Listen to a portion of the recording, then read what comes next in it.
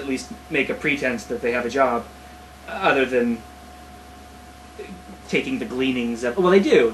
But the point is that they're not looked at as, oh, Rabbi so and so, he's so holy. He eats our sloppy seconds because that's not something you associate with Judaism. But this here is kind of a sloppy seconds verse. Right. No, the Kohanim, the Levites, they have no inheritance. They live on, you give them your scraps, because and then Hinduism, but also Catholicism, they are married to Israel, kind of the same way the monastic female orders in Catholicism. Well, I'm married to Jesus, that's why I don't have to, I don't need to know a man, I know the Lord. It reminds me of that, which I don't normally associate with Judaism. But it should be. I mean, that would be something. Say, oh, Rabbi so-and-so, he's such a big tzaddik, I'm going to give him, normally I just give him the really crappy cut. This time I'm going to give him maybe a little more, because, I think that would offend the dignity of most rabbis if they lived that, if that was how their role was understood. Yeah? Yeah.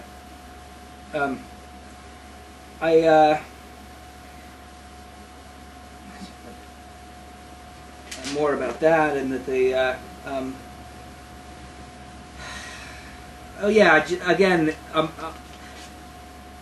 mean, this is why I think that the Mashiach is it's going to be tricky to figure out when he's here, because again, this anxiety about there shall not be found, this is 18:10, chapter 18, verse 10, there shall not be found among you one who causes his son or daughter to pass through the fire, one who practices divinations, an astrologer, one who reads omens, a sorcerer or an animal charmer, one who inquires of Ov or Yidoni, who are presumably other gods, or one who consults the dead. For anyone who does these is an abomination of Hashem. Okay, so again, it's like last week's portion, with if there comes a prophet and a dreamer of dreams, kill him. And here, if there's someone who really impresses you with his spiritual insight, kill him. And it's just, it's suspicious of anyone who is compelling, or who seems to have insights that aren't, I don't know. So how do you know when the Mashiach is here? Because he's gonna, this is what he's gonna do. He's gonna make people want to pass through fire. He's gonna practice divinations. He's not gonna make people pass. He's not gonna tell us to throw our kids into the fire. No, pass through the fire. That's what I mean. Throwing your kids through the fire. Right. Well, I don't know how that verse is interpreted, but I'm thinking that he'll want people pass through the fire in the same way that Shabtai Tzvi made people want to pass through the fire. He had people emigrating, and the false Messiah in the 17th century, going to Turkey from Europe to, well, they were passing through the fire for him. I'm using it metaphorically there, that it's spiritually. He's speaking spiritually. I'm sorry. Hey, Kundidi, glad to see you in the chat room. Kundidi, he likes to go to Thailand 3 or 4 times a year. Oh, Kundidi. Oh, Kundidi. Kundidi. You go to Thailand? Do you go to Pat Pong, Kundidi? And it's not because of the Buddhist temples, and it's not for the ancient art treasures. Well, what else is there to do in Thailand? I thought it was just Buddhism and natural splendor and. I wonder if it's something we said. I've been there. I went to. I know. Come on. He married a Thai wife, so it kind of crimps his style. Sorry. She's like 30 years younger than him. I didn't know that. I thought you were. So some guys go there and like, yeah, I just came back from Bangkok. No, he goes there several times a year for that very reason. Yeah. No, he's kind of crimped now that he's married, but. Right. Sorry about that. I don't judge your choices. No,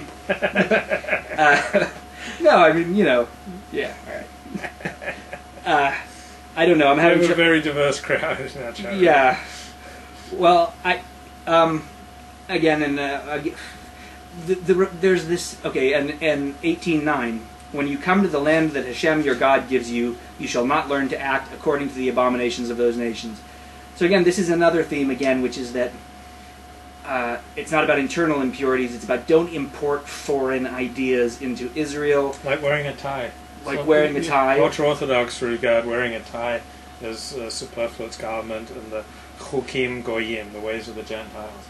So that's why they don't wear ties. That's why I don't wear a tie either. But they do wear the. I wear a jacket, but a tie is superfluous, and it's the ways of the Goyim. Okay. So But more Orthodox Jews don't wear ties. Well, what's the saying in Chukim Goyim? Chokot Goyim. Chokot. The ways of the Goyim.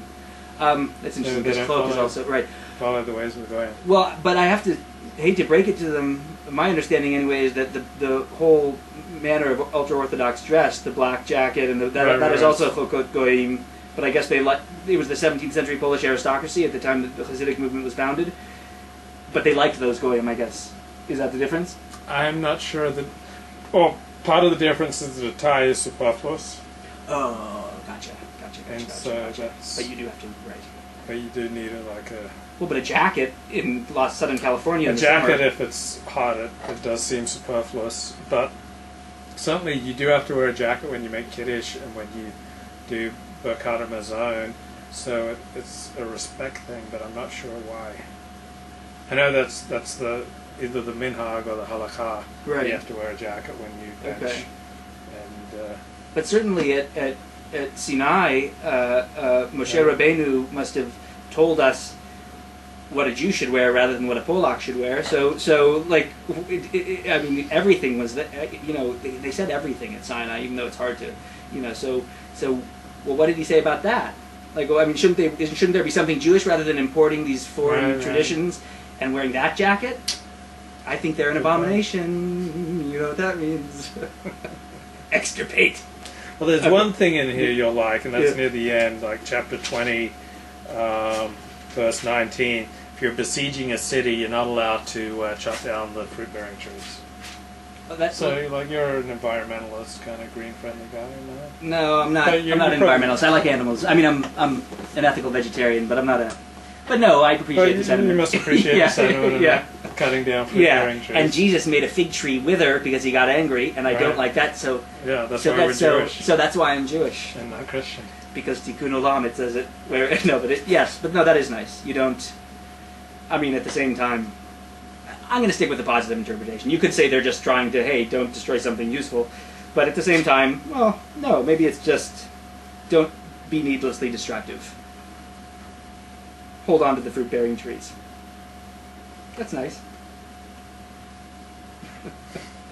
Okay, I'm pretty tapped out. Yeah, it's been a long... well, I enjoyed this. Thank you for tuning in. Thank you for tuning in, and we'll as good as we are, believe it or not, we'll get better. Our rhythms will get better. Yay, Torah. Yeah. Yay.